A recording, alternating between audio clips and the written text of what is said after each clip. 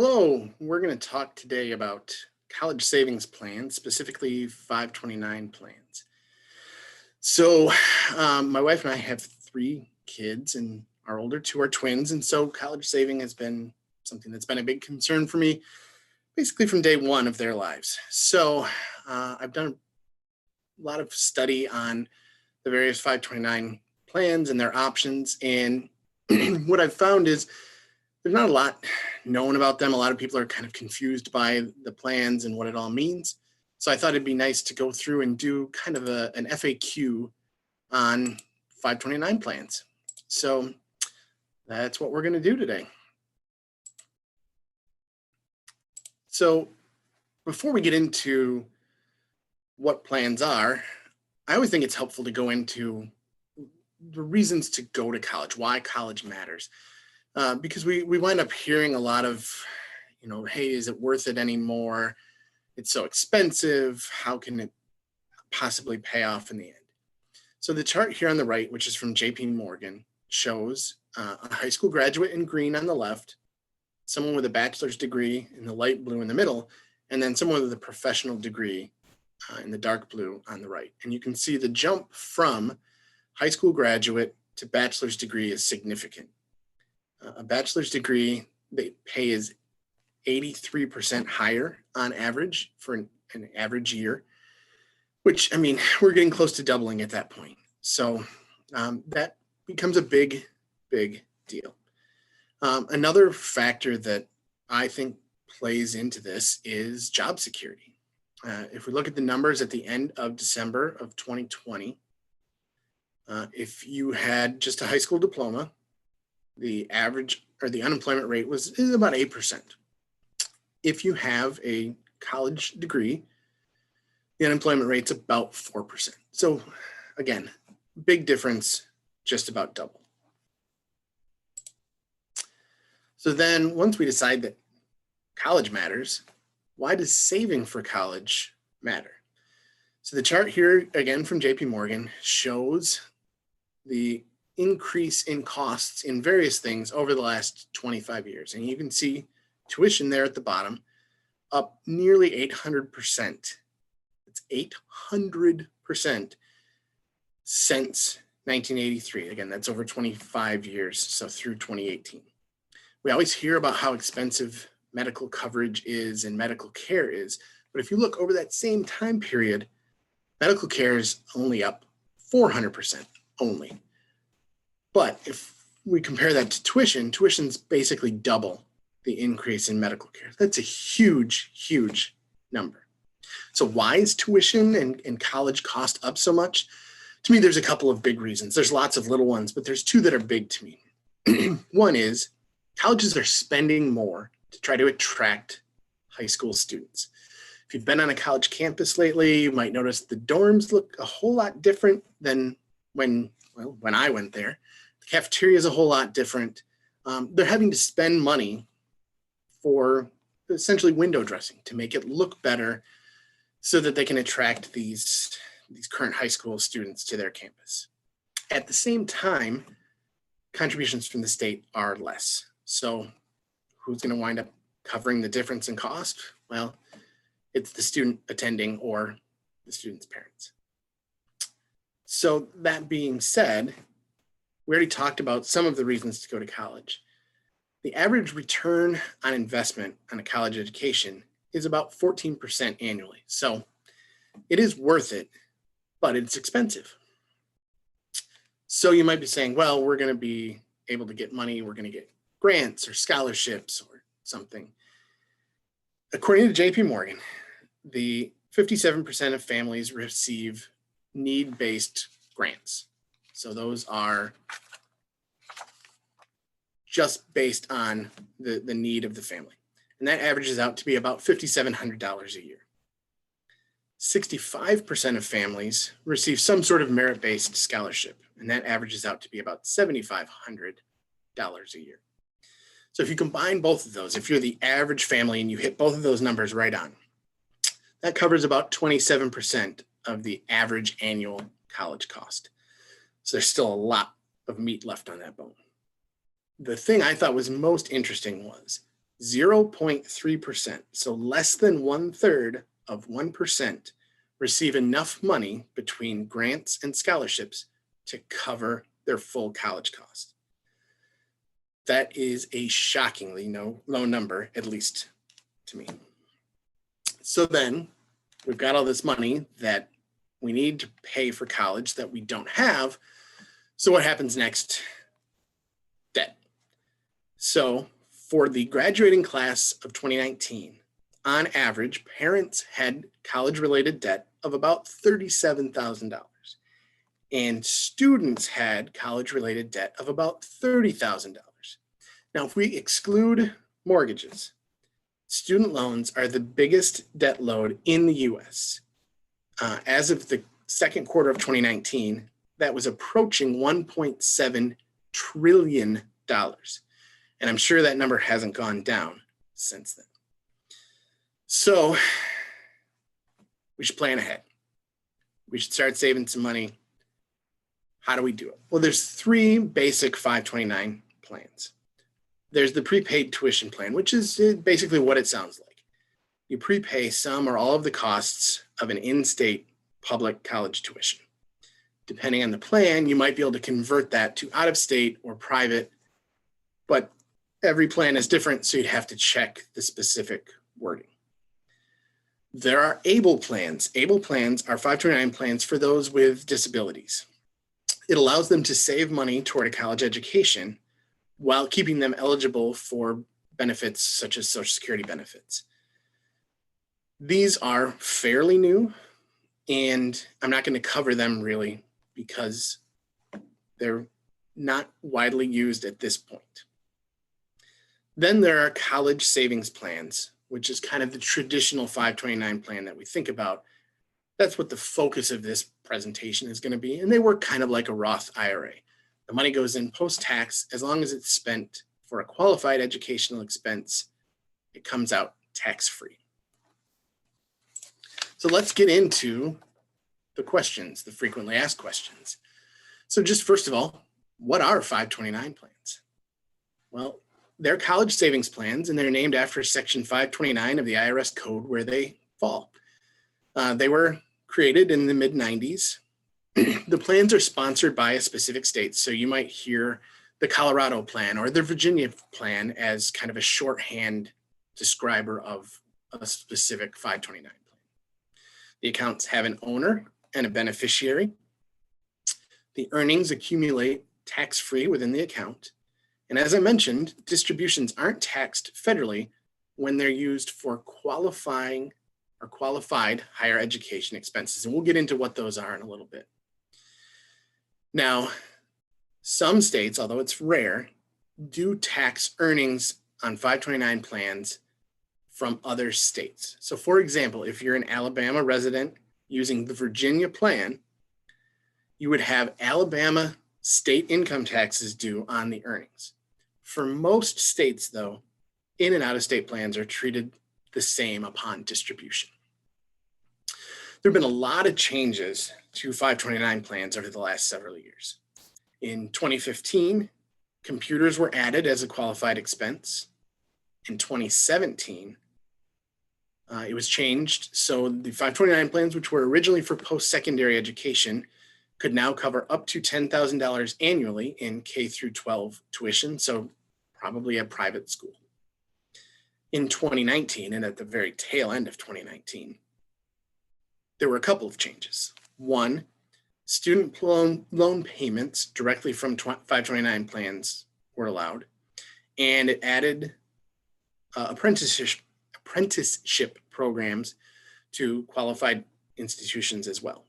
We'll see in a little bit, it's not just colleges and universities, but there are what we wouldn't normally think of as a traditional college or university that do qualify as a place where you can spend 529 money.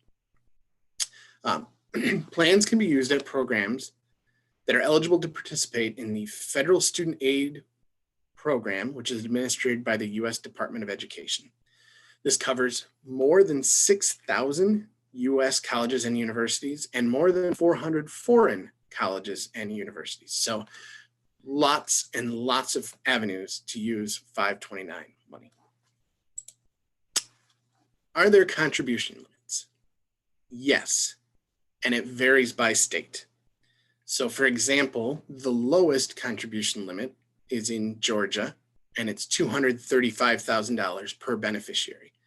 And that goes all the way up to the California limit of $529,000 per beneficiary.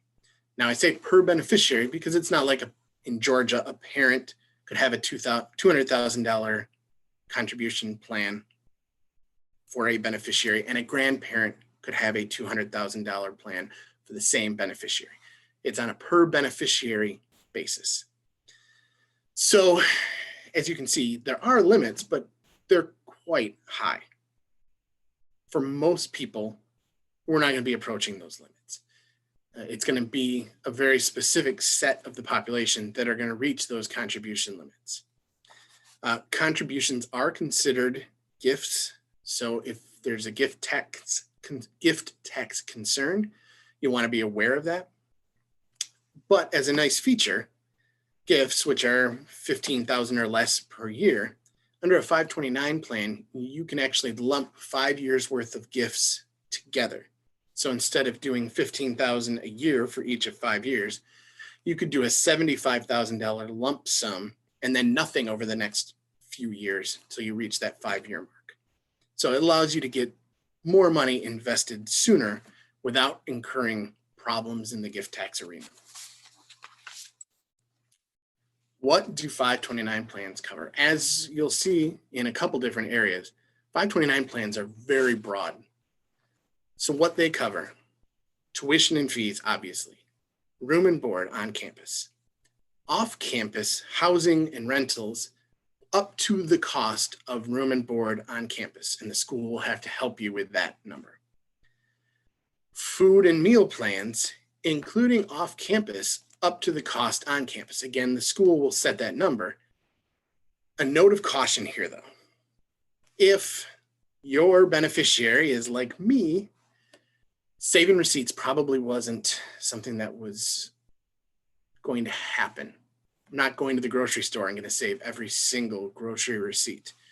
So if you're counting on using 529 plan money to cover food, you're going to have to rely on that beneficiary to keep track of the spending. Depending on the beneficiary, that might be a good thing or not. It covers books and supplies, papers, pencils, and the school, again, will set a limit there. It can cover computers if required by the school. So it's becoming more and more common that the school will say all incoming freshmen need to have a computer so they can do their assignments and have access to the internet. If that's the case, then you can use 529 plan money to pay for the computer. Software, if required by the school. Some programs will specifically have software needed by the student. So if you're a graphic design major, you're probably going to need some special software to be able to do your assignments. As long as the school requires it, then you could use 529 money for it. One of the most interesting ones to me is internet service. So if you're in an off-campus apartment, you need the internet to be able to access school documents or turn in assignments. Then the internet service to your apartment could be covered by 529 plan money. And then there are some others, most notably special needs equipment like a wheelchair for somebody that would need it to get around campus, and transportation, which usually is not covered in a 529 plan. If there's a disability and a special need, it may be something that can be included in 529 plan spending. It's going to depend on the need and probably the school as well. Does the plan's state matter? These plans all, like I said, are administered by states or controlled by states. So does the plan state matter to you? It depends. When it comes to distributions, not really. We talked about how there could be a slight tax consequence, but for the most part, any state's plan can be used to pay for any of the 6,400 plus qualifying institutions. So if you live in Colorado and you're using the Virginia plan and you want to go to school in Texas, it's fine. Where the state can matter is contributions. And it's maybe. Some states will give tax breaks on contributions for their state's plan. So for example, in the state of Michigan, you can get a state tax credit for up to $10,000 if the owner is a resident of Michigan and you're using the Michigan plan. There are 7 states, Arizona, Arkansas, Kansas, Minnesota, Missouri, Montana, and Pennsylvania, that give a tax break no matter what plan is used. So good for them. And if you live in those states, then you can use any plan you want and still get a tax break on your state taxes.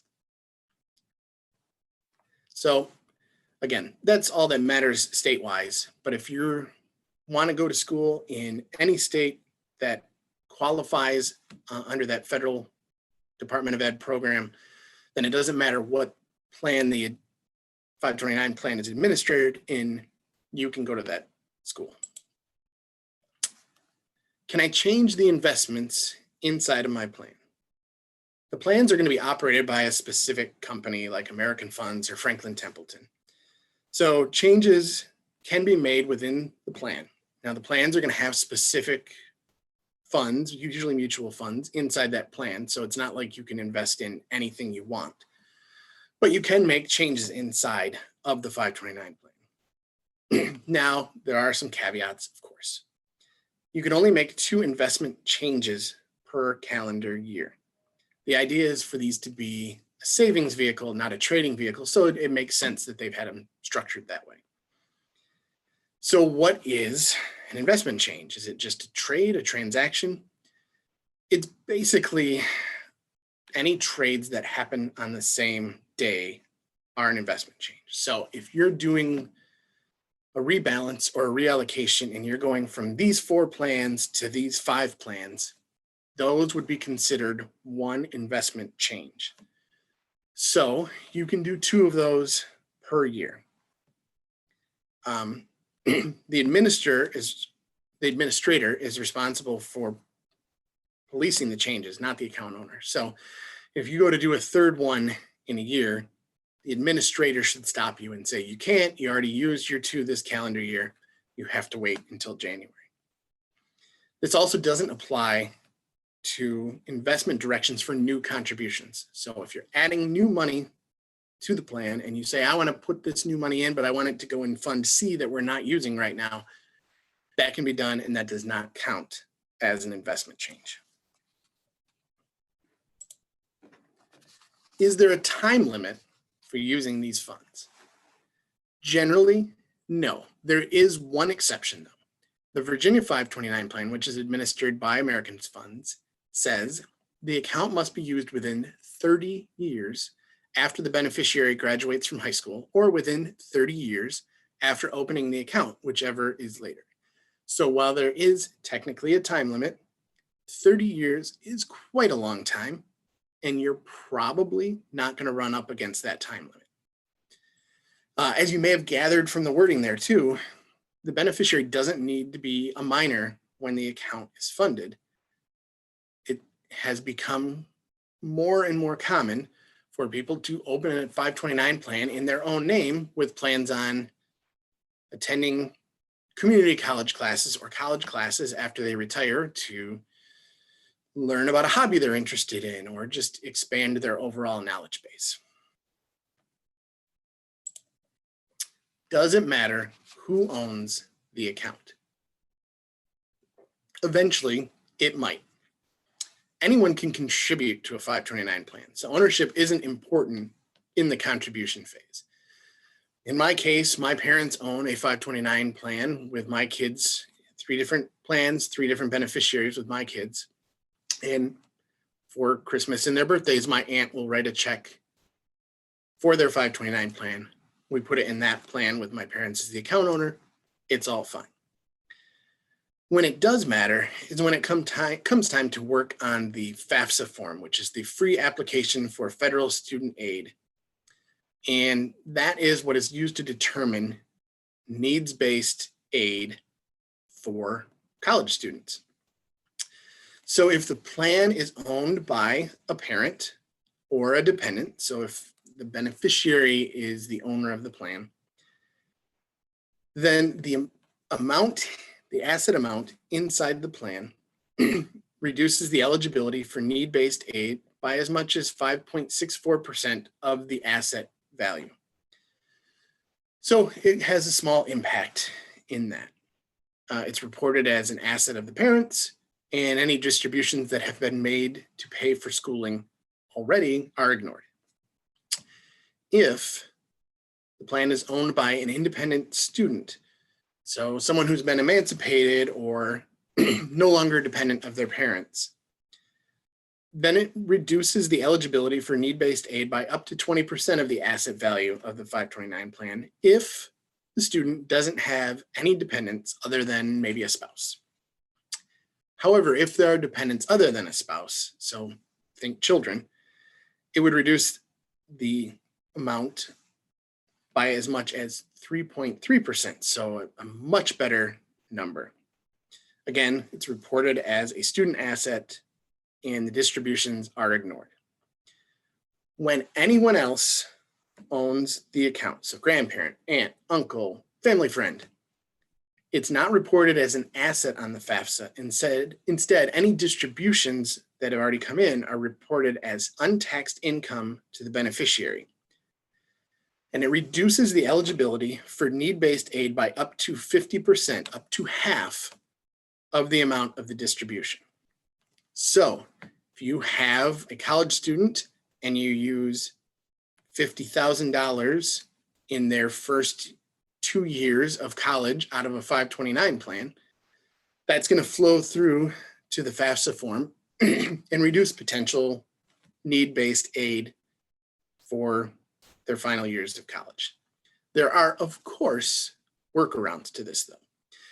They include changing the account owner, rolling 529 plan funds over into a different 529 plan owned by a parent or somebody like that, or timing the distributions in a certain way so they don't make it onto the FAFSA form. The FAFSA basically looks back a couple years. So if you wait until further in to a student's college career, it will never hit the FAFSA form while they're in college, and therefore it won't reduce their need-based aid that they get. What happens if the beneficiary gets a scholarship? And I get this question a lot. And the first thing I always say is congratulations, scholarships are great. And they're treated as though they're a great thing also. Distributions can be made from a 529 plan up to the amount of the scholarship penalty-free. Now, assuming your account has investment gains, which we would hope, the proportional earnings that come out would be taxed, but there wouldn't be the 10% penalty. If you want to avoid taxes, you have options. One of them is to change the beneficiary. Now, this change, it must be changed to a qualified family member of the beneficiary. But the definition of qualified family member is so broad. Siblings, parents, grandparents, spouse, in-laws, children, an aunt, an uncle, a niece or a nephew, and their spouse, up to a first cousin and their spouse. So you can see very broad. And as we already discussed, there's really no time limit. So the benefits could become a generational benefit, for lack of a better word. You can just hold it in the account and decide what to do down the road. Change the beneficiary to the owner and again, take classes at a CC or a vocational school or a college to just attend classes and learn. Or you can use it to pay student loans. The student loan rule is up to $10,000 lifetime can be paid toward the student loans of a beneficiary and the beneficiary's siblings. So if you have 3 kids and this one kid gets a full ride scholarship and you don't need to use the money, you could use $10,000 for each of the two siblings of the scholarship recipient to pay toward their student loans that they may have amassed. So a scholarship is a great thing, and the IRS doesn't want to penalize you for your kid doing something special and getting this benefit. And so they make it easy for you to work with it. What happens if the beneficiary chooses not to attend college? What if, like this fine young man in the picture, they decide to take a backpacking trip for 2 years? Well, then what I would first encourage is just press pause. There's no time limit like we discussed. Give them some time. Maybe they'll come back from the trip and decide, hey, I really want to do this, and I need to go get some post-secondary education to do it. So that would be the first thing I would do. But the other options that we mentioned with scholarships are in play. You can change the beneficiaries, you can pay siblings loans, you can change the, you can just hold it in the account, like I said, which is what I would do. But there are a myriad of options there should the beneficiary choose not to attend college. What happens if the beneficiary has money left over? And you can see this young man here is quite shocked that that's even a possibility. The first thing you want to do is consider the possibility of future schooling. Is grad school going to be in this beneficiary's future? Have they already started working and don't like their job and decide they want to change careers already? So weigh the possibility of future schooling down the road. Then you could hold it for the beneficiary's children. You could change the beneficiary to anybody else. You could pay the siblings loans. All of those things are in play. The one option I didn't really cover in what to do with kind of extra money in a 529 plan is taking a non-qualified distribution. So if the account owner decides to take the money out of the 529 structure for any non-qualified reason, the earnings will be subject to income taxes and a 10% penalty. Since contributions were made with after-tax dollars, contributions avoid taxes and penalties, but the earnings would be taxed and penalized on when it comes time for the owner's income taxes. But it is certainly an option. It's probably not one I would encourage, but it is there. Can 529 plans be used to pay towards a student loan? I know I already talked about this, but again, this is a pretty new piece of the law. And so I thought it was important to reiterate the benefits there. It's a $10,000 lifetime limit in repaying student loans for the beneficiary and the beneficiary's siblings. And you might say, well, if there's money left over for the beneficiary, why would they have loans? But there are some circumstances where taking loans can make sense and keeping money in a 529 plan to pay off later. The most common of these is going to be the loan terms are just so good that it makes sense.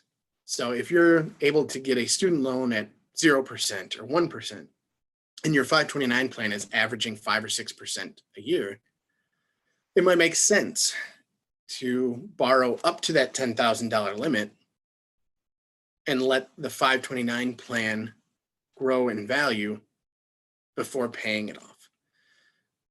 There might be some other reasons to make a decision like this, but that's the most common that I've seen. So yes, you can use 529 plan funds to pay towards a student loan, again, for the beneficiary and the beneficiary's siblings. The quote on the right here is from Warren Buffett, famous investor. And I've seen this quote from him many places, and it's the best investment you can make is an investment in yourself. The more you learn, the more you'll earn. And by putting some money away for college for a child or a grandchild or a family friend, you can really help out that process. So I covered a lot of the frequently asked questions that I get, But if you have other questions on this topic, please get a hold of me. You can call, the number's there, send me an email, or the other thing you can do is go to my website, which is jeffwieringa.com, and down at the bottom right, there is a blue button that says schedule time with me, powered by Calendly, and that will take you to my calendar. And right now you can select if you would like to have a phone conversation or meet via Zoom. Hopefully soon we'll be able to meet face-to-face again, and then I'll have that as an option. But for right now, we're only doing virtual meetings, and so you can select a phone call or a Zoom meeting. So hopefully this was helpful. Hopefully you learned a little bit about 529 plans and some of the benefits. Like I said, if you have any questions at all, please let me know. Otherwise, thanks for watching. Have a great day.